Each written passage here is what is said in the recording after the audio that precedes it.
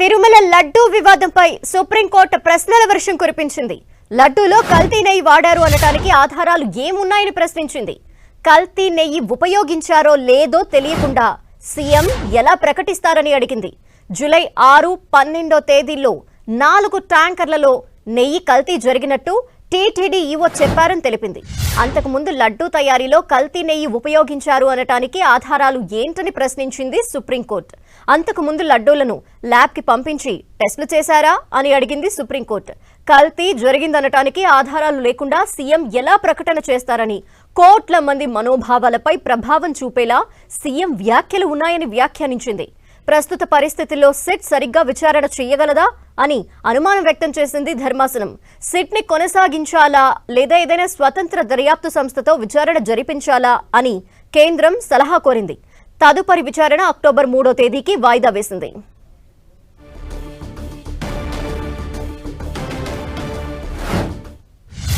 మరిన్ని డీటెయిల్స్ మా ప్రతినిధి గోపిని అడిగి తెలుసుకుందాం. గోపి, సుప్రీంకోర్టు ఇంకా ఎటువంటి వ్యాఖ్యలు చేసింది ఈ లడ్డు వ్యవహారం పైన?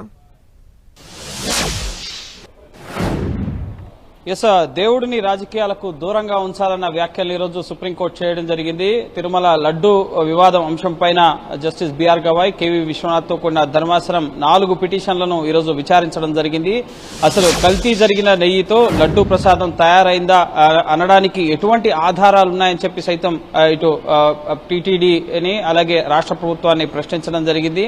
ఆధారాలు లేకుండా ఏ విధంగా ముఖ్యమంత్రి సెప్టెంబర్ 18వ తేదీన ప్రజల్లో బాహటంగా ప్రకటన చేస్తారు, సిట్ ఏర్పడక ముందే ఏ విధంగా ఇటు లడ్డూ ప్రసాదం కల్తీ అయిందని ఏ విధంగా ముఖ్యమంత్రి స్వయంగా ప్రజల్లో అలాగే భక్తుల్లో వారి మనోభావాలు దెబ్బతీసే విధంగా ఏ విధంగా వ్యాఖ్యానిస్తారు, ఇది సరికాదని చెప్పి సుప్రీంకోర్టు వ్యాఖ్యానించిన పరిస్థితి. దేవుళ్లను రాజకీయాలకు దూరంగా ఉంచాలని చెప్పి జస్టిస్ బిఆర్ గవాయ్ వ్యాఖ్యానించడం జరిగింది. అలాగే ఈ అంశం పైన ఇప్పుడు ముఖ్యమంత్రి స్వయంగా వ్యాఖ్యలు చేసిన తర్వాత సిట్ ఏర్పాటు చేసి సిట్ ఇన్వెస్టిగేషన్ లో ముఖ్యంగా ముఖ్యమంత్రికి వ్యతిరేకంగా అధికారులు పనిచేస్తారా, సిట్ స్వతంత్రంగా పనిచేస్తుందా, కల్తీ నెయ్యితో ప్రసాదం జరిగిందా లేదా అన్నది ముఖ్యంగా నిజాలను నిగ్గు తేల్చగలుగుతుందా అన్నది అనుమానంగా ఉందన్న అభిప్రాయాన్ని కూడా ఈరోజు సుప్రీంకోర్టు వ్యక్తం చేయడం జరిగింది. అందులో భాగంగానే ఈ అంశం పైన ఎవరు ఇన్వెస్టిగేషన్ కొనసాగించాలి, ముఖ్యంగా రాష్ట్ర ప్రభుత్వం ఏర్పాటు చేసిన సిట్ ఇన్వెస్టిగేషన్ ని కొనసాగించాలా లేక స్వతంత్ర దర్యాప్తు సంస్థతో దర్యాప్తును ముందుకు తీసుకెళ్లాలా అన్న అంశం పైన కేంద్రం తరపు సొలిసిటర్ జనరల్ తుషార్ మెహతాని సలహా కోరడం జరిగింది. సో ఇప్పుడు కేంద్రం రంగంలోకి దిగబోతోంది. ఈ లడ్డు వ్యవహారం పైన,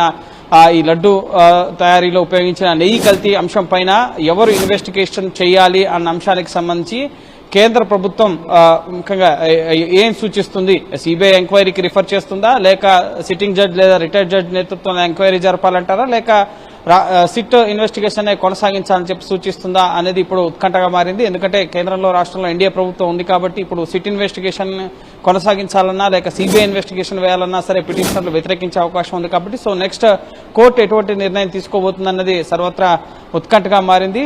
ముఖ్యంగా ఈ విచారణ సందర్భంగా సిద్ధార్థ్ లూథ్రా టీటీడీ తరపున వాదనలు వినిపించడం జరిగింది.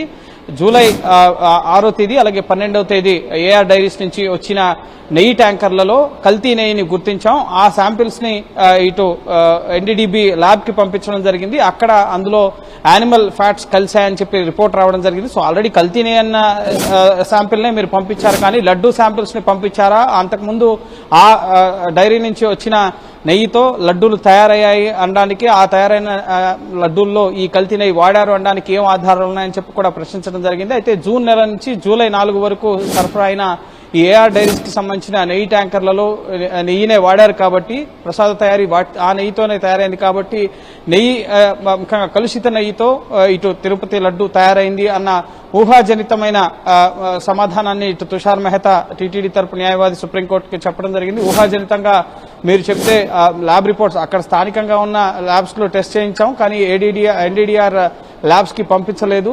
సో అక్కడ అప్రూవల్ వచ్చింది కాబట్టి ముందుకు సాగామని చెప్పి ముఖ్యంగా తదుపరి ఈ కేసు విచారణ రాష్ట్ర ప్రభుత్వం అలాగే టీటీడీ ఏ విధంగా ఎదుర్కోబోతుంది అనేది కూడా ఇప్పుడు ఉత్కంఠగా మారింది. ఈ రోజు మాత్రం చంద్రబాబు ప్రజల్లో మీడియా ముందు ఈ తిరుపతి లడ్డూ ప్రసాదానికి వినియోగించే నెయ్యి కల్తీ జరిగింది, పశువుల కొవ్వు వీటన్నిటిని కూడా వినియోగించారు అన్న వ్యాఖ్యల పట్ల మాత్రం తీవ్ర అభ్యంతరాన్ని సుప్రీంకోర్టు వ్యక్తం చేయడం జరిగింది. రాజ్యాంగబద్ధమైన హోదాలో ఉన్న వ్యక్తి ఏ విధంగా వ్యాఖ్యలు చేస్తారు, కోట్లాది మంది భక్తుల మనోభావాలను ఏ విధంగా దెబ్బతీస్తారని చెప్పి కోర్టు ప్రశ్నించడం జరిగింది. ఇప్పుడు అంతిమంగా అన్ని చెప్పిన తర్వాత ఇప్పుడు సిట్ వేసి ఏం ప్రయోజనం అన్న అంశాలను కూడా కోర్టు వ్యాఖ్యానించడం జరిగింది. కానీ అంతిమంగా ఈ ఇన్వెస్టిగేషన్ లో భాగంగా ఎవరు ఈ ఇన్వెస్టిగేషన్ ని ముందుకు తీసుకెళ్లాలి అన్న అంశానికి సంబంధించి మాత్రం వచ్చే గురువారం మధ్యాహ్నం 3:30కి మళ్లీ విచారణ జరగబోతోంది. సో కేంద్ర సూచన కోరడం జరిగింది కాబట్టి సో కేంద్రం ఈ లడ్డు వివాదానికి సంబంధించి ఎవరు ఎంక్వైరీ చేయాలని చెప్పి ఇప్పుడు సూచిస్తుంది అనేది సర్వత్రా ఉత్కంఠగా మారింది.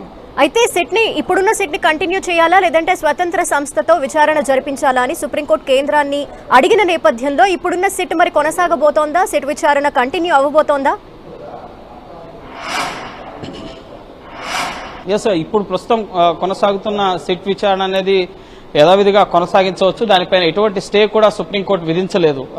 ప్రస్తుతం 3వ తారీఖు మధ్యాహ్నం 3:30 వరకు కూడా ఇప్పుడున్న ప్రస్తుతం ఉన్న సిట్ ఇన్వెస్టిగేషన్, ఎందుకంటే కోర్టు పరిధిలో ఉన్న అంశం కాబట్టి రాష్ట్ర ప్రభుత్వం ఎటువంటి నిర్ణయం తీసుకుంటుందనేది మనం వేచి చూడాల్సి ఉంటుంది. 9 మంది సభ్యులతో సిట్ ఇన్వెస్టిగేషన్ సెప్టెంబర్ 26వ తేదీన సిట్ ఇన్వెస్టిగేషన్ వేయడం జరిగింది. సిట్ దర్యాప్తు కూడా ప్రారంభమైన పరిస్థితి. ప్రస్తుతం తిరుమలలోనే టీటీడీ ఉన్నతాధికారులు కానీ మిగతా వారందరితో కూడా ముఖ్యంగా వారిని అడిగి నెయ్యి సరఫరా వీటన్నిటికి సంబంధించిన విషయాల పట్ల కూడా ఈ సిట్ దర్యాప్తు బృందం ఇన్వెస్టిగేషన్ చేస్తున్న పరిస్థితి కాబట్టి సో సిట్ ఇన్వెస్టిగేషన్ ని యథావిధిగా కొనసాగించుకోవచ్చు. సో 3వ తేదీ మధ్యాహ్నం 3:30 వరకు కూడా ఎటువంటి స్టే అనేది సిట్ ఇన్వెస్టిగేషన్ పైన ఎటువంటి స్టే అనేది ఈ రోజు ఇచ్చిన ఉత్తర్వుల్లో లేదు కాబట్టి యథావిధిగా కొనసాగించవచ్చు. కానీ రాష్ట్ర ప్రభుత్వం తన విజ్ఞాపనలో ముఖ్యంగా తన విజ్ఞతతో సుప్రీంకోర్టు ఈ విధంగా వ్యాఖ్యానించింది కాబట్టి దర్యాప్తును ఏమన్నా అప్పటి వరకు ఆపుతుందా, కేంద్రం సూచన చేయాలని చెప్పి సూచించడం జరిగింది కాబట్టి సుప్రీంకోర్టు సో అప్పటి వరకు ఆపుతుందా లేక యథావిధిగా ఇన్వెస్టిగేషన్ కోసం ముందుకు వెళ్తుందా అనేది రాష్ట్ర ప్రభుత్వ నిర్ణయం. సో అప్పటి వరకు అయితే యథావిధిగా సిట్ ఇన్వెస్టిగేషన్ ని కొనసాగించుకోవచ్చు. కానీ నెక్స్ట్ సుప్రీంకోర్టుకి కేంద్రం ఏం చెప్పబోతుందన్నదే ఇక్కడ క్వశ్చన్ మార్క్ గా ఉంది. ఎందుకంటే రాష్ట్రంలో కేంద్రంలో ఎన్డీఏ ప్రభుత్వమే అధికారంలో ఉంది. రాష్ట్రంలో సిట్ ఇన్వెస్టిగేషన్ లో ముఖ్యంగా అక్కడున్న బీజేపీ జనసేన టీడీపీ భాగస్వామ్యంలో ప్రభుత్వంలో సిట్ ఇన్వెస్టిగేషన్ ఏర్పడింది. ఇటు కేంద్రంలో సిబిఐ ఎంక్వైరీకి రిఫర్ చేయాలన్న కొన్ని అభ్యర్థనలు ఉన్నాయి. కానీ కేంద్రం సిబిఐని వాడుకుంటుంది అన్న ఆరోపణలు కూడా కేంద్ర ప్రభుత్వం కూడా ఎదుర్కొంటుంది కాబట్టి కేంద్రంలో కూడా టీడీపీ భాగస్వామ్య పక్షంగా ఉంది కాబట్టి సో సిబిఐ ఎంక్వైరీని రిఫర్ చేస్తే కూడా పిటిషనర్లు అంగీకరిస్తారా అన్నది ఒక క్వశ్చన్ మార్క్ గా ఉంది. అలాగే ఇటు సిట్ ని కొనసాగించాలన్నా కూడా దానికి కూడా పిటిషనర్లు అభ్యంతరం వ్యక్తం చేస్తున్న పరిస్థితి. సుప్రీంకోర్టు పర్యవేక్షణలో రిటైర్డ్ జడ్జ్ లేదా సిట్టింగ్ జడ్జ్ నేతృత్వంలో ఎంక్వైరీ జరగాలని చెప్పి సుబ్రహ్మణ్య స్వామి కానీ వైవి సుబ్బారెడ్డి కానీ ఇతర పిటిషనర్లు కానీ కోరుతున్న పరిస్థితి కాబట్టి సో నెక్స్ట్ సుప్రీంకోర్టు ఏ నిర్ణయం తీసుకోబోతుంది అనేది గురువారం మధ్యాహ్నం 3:30 గంటలకి తెలియబోతోంది. Thank you Gopi.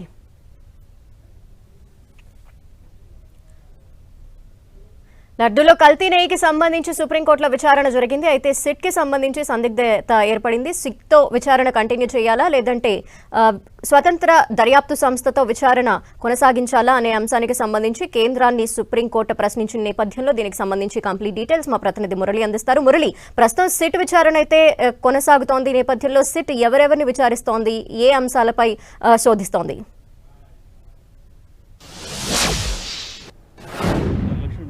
సిట్ విచారణ అయితే తమ పని తాము చేసుకుంటూ పోతోంది.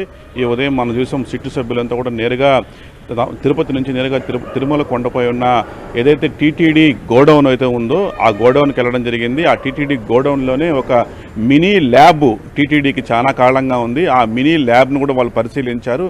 అక్కడే ఉన్న ఆహార పదార్థాలు నిల్వ ఉంచే గోడౌన్ అంటే ఏదైతే గోదాములు ఉన్నాయో ఆ గోదాములన్నింటినీ కూడా క్షుణ్ణంగా పరిశీలిస్తున్నారు. స్టాక్ ఎప్పుడు వస్తుంది, వాటిని ఎలా డిస్పర్స్ చేస్తారు, వచ్చిన స్టాక్ను ఎక్కడ ఉంచుతారు, తిరిగి వాటిని వివిధ తయారీ అంటే ఆ ముడి పదార్థాలను వాడేందుకు వాటిని సప్లై చేసే విధానం ఏంటి, ట్రాన్స్పోర్ట్ విషయంలో తీసుకున్న చర్యలు ఏంటి, ఇలాంటి అనేక అంశాలపైన సిట్టు కూలంకుషంగా తమ దర్యాప్తు యథావిధిగా కొనసాగుతుంది. అంటే ఈవేళ ఈ సుప్రీంకోర్టు చేసిన వ్యాఖ్యలను ఇంకా వాళ్ళు పట్టించుకోలేదు. వాళ్ళు యథావిధిగా ప్రభుత్వ తీరును అనుసరించి ప్రభుత్వ జీవోను అనుసరించి సిట్టు బృందం ప్రధానంగా దర్యాప్తు జరుగుతుంది. అయితే ఇక్కడ ధనలక్ష్మి ఒక చాలా కీలకమైన విషయం, ఒక 2 విషయాలను మనం మాట్లాడుకోవాల్సి ఉంటుంది. ఈవేళ సుప్రీంకోర్టు ఇట్లాంటి ఒక వ్యాఖ్యలు అంటే ముఖ్యమంత్రి వ్యాఖ్యలను పరోక్షంగా కొంత విమర్శించిన నేపథ్యంలో అసలు ఇట్లాంటి ఒక వ్యాఖ్యలను సుప్రీంకోర్టు ఎందుకు చేసింది అన్న అంశాన్ని ఒక్కసారిగా ఆరా తీస్తే అంటే అసలు నిజానికి కల్తీకి గురైన నెయ్యిని లడ్డూ తయారీలో వాడారా లేదా అన్నది ఇప్పటికి కూడా ఒక $1000 ప్రశ్నగానే మారిపోతోంది. అయితే ప్రభుత్వం ఎన్డీడీబీ రిపోర్ట్ బయటపెట్టిన సంగతి మనకు తెలిసిందే. ఆ రిపోర్ట్లో లడ్డు కల్తీకి గురైనట్లుగా అనుమానాన్ని చాలా స్పష్టంగా ఎన్డీడీబీ రిపోర్టు పేర్కొంటుంది.